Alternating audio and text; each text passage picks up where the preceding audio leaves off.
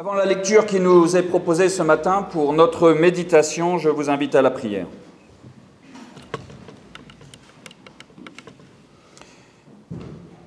Ô Dieu, tu es un Dieu étonnant.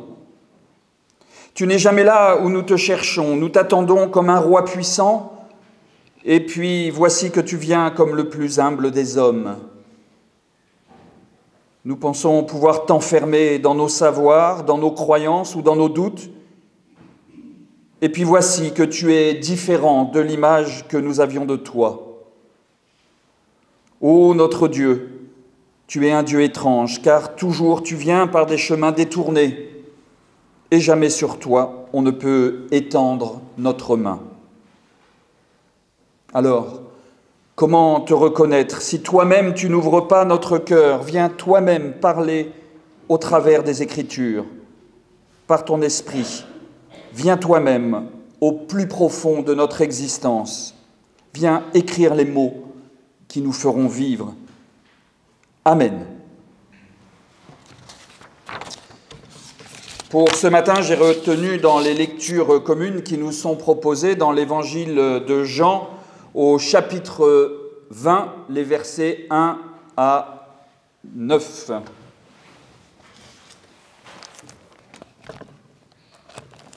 À 10, pardon. Le premier jour de la semaine, Marie-Madeleine vient au tombeau dès le matin, alors qu'il fait encore sombre, et elle voit que la pierre a été enlevée du tombeau. Elle court trouver Simon-Pierre et l'autre disciple, l'ami de Jésus, et elle leur dit « On a enlevé le Seigneur du tombeau, et nous ne savons pas où on l'a mis. » Pierre et l'autre disciple sortirent donc pour venir au tombeau. Ils couraient tous deux ensemble, mais l'autre disciple courut plus vite que Pierre et arriva le premier au tombeau. Il se baisse, voit les bandelettes qui gisent là, pourtant il n'entra pas. Simon-Pierre, qui le suivait, arrive. Entrant dans le tombeau, il voit les bandelettes qui gisent là, et le linge qui était sur la tête de Jésus. Ce linge ne gisait pas avec les bandelettes, mais il était roulé à part, dans un autre lieu. Alors l'autre disciple, qui était arrivé le premier au tombeau, entra aussi. Il vit, et il crut. Car il n'avait pas encore compris l'Écriture selon laquelle il devait se relever d'entre les morts. Les disciples s'en retournèrent donc chez eux. Éternel, ta parole est vérité, sanctifie-nous par ta vérité. Amen.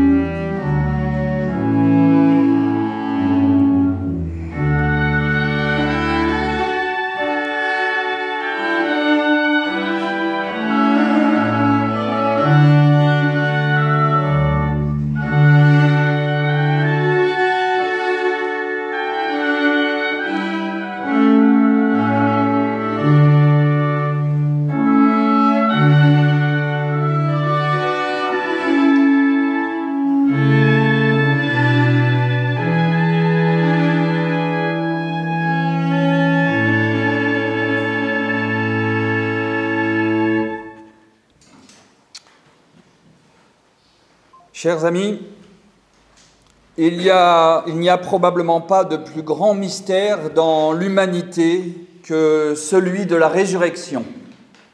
Et je rajouterai même ce matin qu'il n'y a pas de plus grande conviction, il n'y a pas de plus grande certitude pour les chrétiens que cet événement de la résurrection. Plus de 2 milliards de chrétiens à travers le monde font reposer leur foi sur cet événement majeur et sur cet événement fondateur. L'apôtre Paul a même écrit dans sa première lettre aux Corinthiens que, et je cite, « Il n'y a pas de résurrection des morts, le Christ non plus n'est pas ressuscité. Et si le Christ n'est pas ressuscité, alors notre proclamation est inutile et votre foi aussi est inutile. Nous apparaîtrons même comme de faux témoins de Dieu si nous témoignons que Dieu a ressuscité le Christ alors qu'il ne l'aurait pas fait. En effet, si les morts ne ressuscitent pas, le Christ non plus n'est pas ressuscité. Et si le Christ n'est pas ressuscité, votre foi est futile et vous êtes encore dans vos péchés, et ceux qui se sont endormis dans le Christ sont perdus. Et si c'est pour cette vie seulement que nous avons mis notre espérance dans le Christ, nous sommes les plus pitoyables de tous. En d'autres termes, le cœur du christianisme n'est pas de savoir comment est né Jésus et qui était son Père. Le cœur du christianisme n'est pas non plus dans les miracles qu'aurait réalisé Jésus, la multiplication des pains par exemple, ou le changement de l'eau en vin, ou le fait que Jésus ait pu marcher sur l'eau. Mais le cœur du christianisme, c'est bel et bien la résurrection.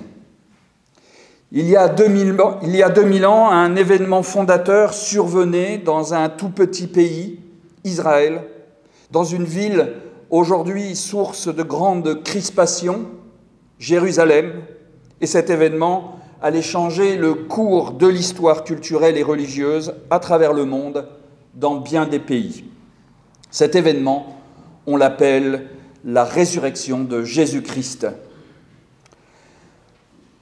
Alors de quoi s'agit-il? Qu'est-ce que cela signifie? Pourquoi 2000 ans après, nous nous retrouvons là, nombreux, une fois par an, en même temps que des milliers d'églises à travers le monde, sur des bancs bien souvent pas très confortables, à proclamer Christ est ressuscité? Et pourquoi aussi y a-t-il tant de ruptures, tant de schismes, tant de disputes autour de ce sujet de la résurrection? Parce que s'il y a bien un sujet qui a créé tant de discorde entre les églises chrétiennes, eh bien, c'est bien ce sujet-là, le sujet de la résurrection. Entre ceux qui pensent cet événement comme une remise en route de la vie, c'est-à-dire une réanimation complète du corps de Jésus, et ceux qui, à l'extrême, pensent la résurrection à peine plus intéressante que la théorie qui affirme que la Terre est plate, eh bien, nous trouvons tous les courants possibles et imaginables. Alors, que faut-il en penser aujourd'hui? Pourquoi pouvons-nous annoncer encore aujourd'hui avec certitude que la résurrection est une bonne nouvelle pour nous tous réunis ici, croyants convaincus, habitués des temples ou simplement de passage, et quel que soit le courant théologique et religieux auquel on a été formé, auquel nous sommes attachés? Eh bien, c'est ce que j'aimerais vous montrer maintenant en quelques minutes. Tout repose, je crois, sur ce petit texte de l'évangile de Jean qui reprend d'ailleurs la même chose que les 3 autres évangiles à quelques détails près. Après la mort de Jésus sur une croix, on a mis son corps dans un tombeau, une grotte dont l'entrée a été fermée par une pierre. Ce principe des grottes n'est pas exceptionnel. Si vous êtes allé à Jérusalem, vous pouvez voir dans la vallée du Cédron de très nombreuses grottes dans la colline, ou plutôt des cavités, dans lesquelles on ne pouvait pas d'ailleurs se tenir debout, sauf peut-être pour les plus riches qui avaient les moyens de se payer une grotte ou une cavité plus grande, et dans lesquelles eh bien, on mettait les corps. Et on fermait cette cavité par une grosse pierre, et 1 an après, on venait récupérer les ossements pour les mettre ensuite dans des ossuaires. Dans notre récit, le dimanche matin qui suit la mise au tombeau de Jésus après le sabbat, Marie-Madeleine vient pour procéder au rituel funéraire et elle trouve le tombeau ouvert. L'évangile de Marc, dans sa version la plus ancienne, l'évangile qui est considéré d'ailleurs comme le plus ancien des évangiles et peut-être comme modèle pour les suivants, l'évangile de Marc s'arrête là, sur un tombeau ouvert et vide. Toute la suite est considérée comme un rajout tardif pour répondre aux questions des lecteurs et des auditeurs. Mais les versions les plus anciennes des évangiles s'arrêtent là, avec un tombeau vide et une ou des femmes apeurées. Alors comment cette fin peut-elle être aujourd'hui l'annonce d'une bonne nouvelle? Comment la lumière de Pâques aujourd'hui peut-elle surgir de ce tombeau vide? Partons de la lecture de notre texte au début. Marie-Madeleine va au tombeau alors qu'il fait encore sombre et elle se trouve devant un tombeau ouvert. Arrêtons-nous là quelques instants et qu'entendons-nous déjà dans cette description du décor? Je continue de penser que les détails ne sont pas là juste pour nous donner une indication chronologique du déroulement des événements, mais pour créer aussi une ambiance. Nous ressentons que Marie-Madeleine est encore dans un état de sidération après la mort de Jésus. Et quiconque d'entre vous a connu la douleur de la mort d'un proche sait combien il est très difficile et long de sortir de cet état douloureux, où tout paraît sombre, où on passe d'abord par une phase de déni en refusant de voir la mort de l'être cher, et quand on réalise que c'est finalement la réalité, eh bien, on souffre de cette absence, de cette place vide. On se demande comment même on va pouvoir s'en sortir seul. Et si nous n'avons pas connu la mort d'un être cher, eh bien, nous avons peut-être connu une mort psychique, spirituelle, à cause, par exemple, d'un divorce, du chômage, d'un accident grave, de la maladie. Tout cela nous fait rentrer dans le même état de sidération. Cette nuit qui semble se prolonger, pour Marie-Madeleine, insiste sur cette douleur qu'elle ressent. Ce n'est pas seulement dans cette fin de nuit qu'il fait sombre, mais c'est aussi dans le cœur de Marie-Madeleine. Ce tombeau ouvert prolonge cette ambiance de deuil, cette ambiance de mort. Une grotte ouverte quand il fait sombre dehors, ce n'est qu'un trou noir, rien d'autre. Et Marie-Madeleine n'a pas regardé à l'intérieur. Le simple fait de voir la pierre rouler lui fait dire qu'on a enlevé le corps. Elle part. Elle part affolée chercher Simon-Pierre et l'ami de Jésus, dont on ne connaît d'ailleurs pas le nom, et je vous proposerai une interprétation pour cela. Marie-Madeleine réapparaît seulement après notre récit. Elle est en pleurs, agenouillée ou abaissée, pour regarder dans le tombeau. Vous entendez ici combien l'ambiance est lourde, combien la mort plane. Le texte continue en disant que les 2 disciples arrivent au tombeau en courant, et la grotte est petite, alors ils sont obligés de se baisser pour regarder à l'intérieur. La précision de l'abaissement n'est pas non plus à prendre à la légère. On se souvient que dans l'évangile de Luc, Jésus disait dans une parabole que quiconque s'abaisse sera élevé. On se souvient aussi que dans le livre d'Ézéchiel, Dieu dit qu'il a abaissé l'arbre élevé et élevé l'arbre abaissé. S'abaisser, c'est s'humilier devant Dieu, c'est se mettre au même niveau que Jésus. Si on s'abaisse devant le tombeau ouvert, c'est donc rejoindre Jésus dans la mort pour être ensuite relevé par Dieu. En regardant maintenant à l'intérieur de la grotte, le décor change, l'ambiance change. Alors qu'à l'extérieur règne une ambiance de chaos, les disciples courent le plus vite possible. À l'intérieur, tout est bien rangé. Les bandelettes gisent d'un côté et un linge roulé d'un autre côté. Cet ordre apparent à l'intérieur contraste avec le chaos et le désordre extérieur. Cette grotte bien rangée me fait penser inévitablement au récit de la création.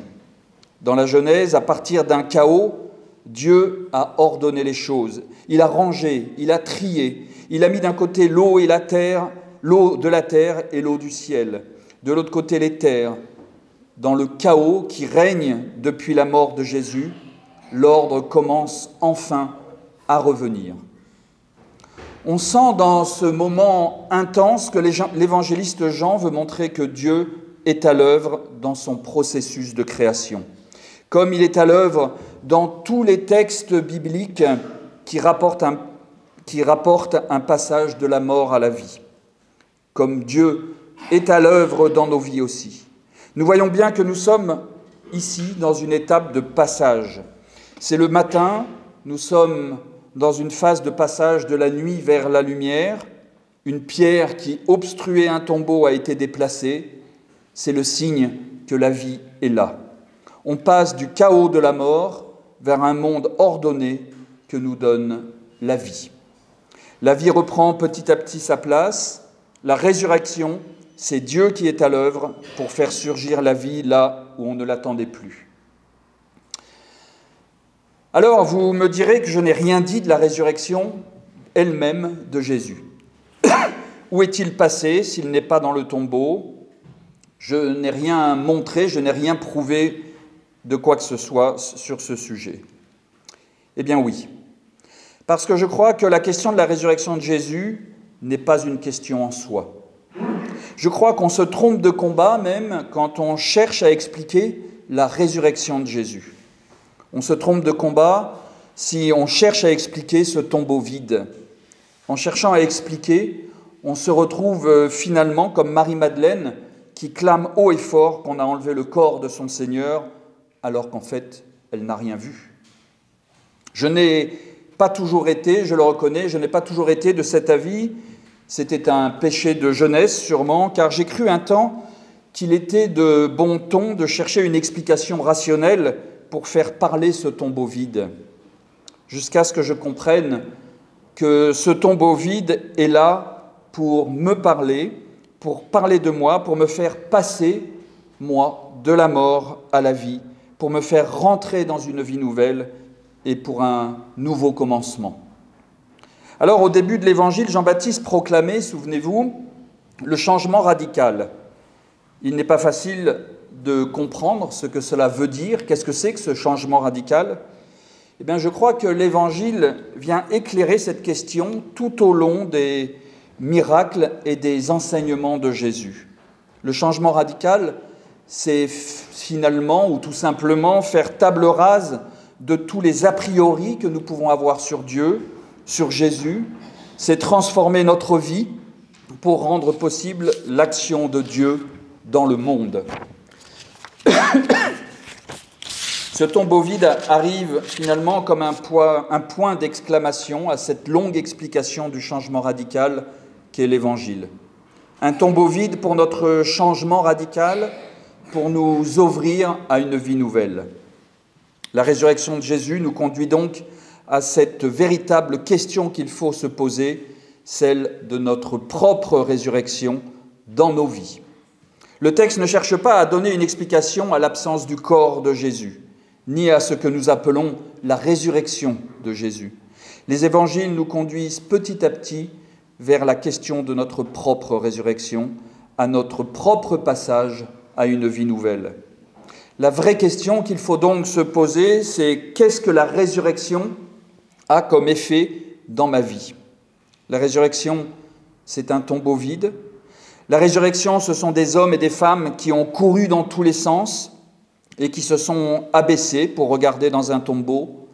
La résurrection, c'est une nuit qui dure. La résurrection, c'est l'histoire d'un anonyme dans ce texte qui a vu et qui a cru. Et je vous ai dit au début que j'allais vous faire une proposition d'interprétation concernant cet homme anonyme. Je crois que s'il est anonyme, c'est pour nous permettre de prendre sa place et de dire « moi aussi, j'ai vu, j'ai cru ». La bonne nouvelle de ce texte, elle est, je crois, dans cette toute petite phrase. Elle est dans cette affirmation radicale j'ai vu, j'ai cru. Et non pas que j'ai vu la preuve de la réanimation de Jésus. Et rappelez-vous seulement que dans l'évangile de Jean, lorsque l'aveugle voit, c'est d'abord qu'il a découvert la foi. C'est qu'il a découvert la puissance de vie que Dieu donne à chacun d'entre nous. C'est cela voir, j'ai cru, j'ai vu. Je suis vivant alors que je me croyais mort et je crois en la puissance de Dieu dans ma vie. Excusez-moi.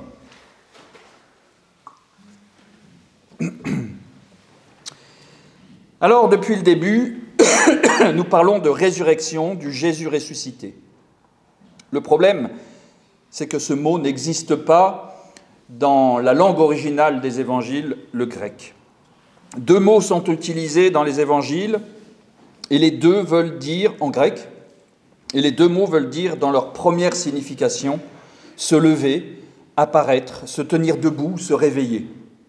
La tradition religieuse a souvent traduit par ressusciter.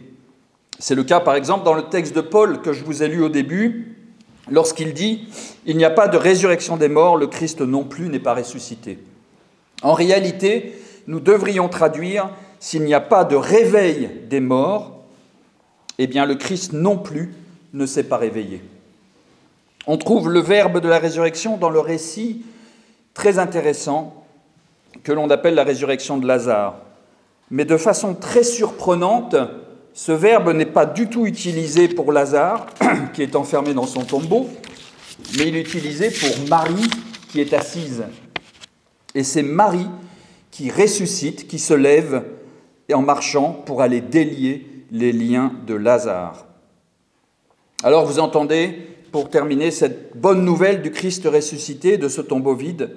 C'est donc que dans nos morts spirituelles qui nous enferment, Dieu a toujours cette capacité de réordonner nos vies, mais surtout de nous relever, de nous remettre debout, de nous remettre en marche, de relancer nos vies, de nous délier de tous nos enfermements et de donner la vie à nos vies, un second souffle.